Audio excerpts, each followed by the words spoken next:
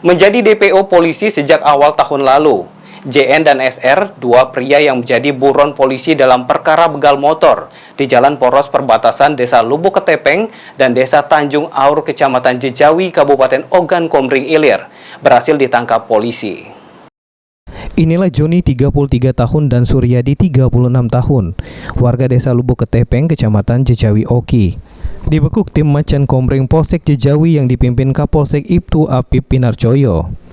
Kasih Humas Polres Oki Ibtu Gandamanik menjelaskan, kedua tersangka merupakan pelaku curat yang terjadi pada Januari 2021 lalu, di mana korban Barliansa Ahmad yang merupakan warga Pampangan saat melintas di TKP mengendarai roda 2 warna merah putih dengan plat kendaraan BG 6784 KAJ dihadang kedua pelaku, lalu merampas sepeda motor milik korban sehingga korban pun melapor ke Polsek Jejawi. Setelah sempat menghilang, keberadaan kedua tersangka kemudian diketahui petugas. Kedua tersangka Joni dan Suryadi ditangkap di rumah masing-masing tanpa perlawanan.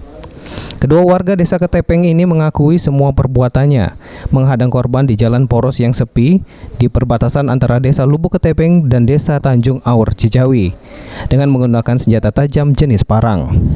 Kedua tersangka diamankan dan dititipkan ke Polres Oki, sementara barang bukti berupa perahu diamankan di Polsek Jejawi, sedangkan barang bukti berupa sepeda motor korban masih dalam pencarian pihak Polsek.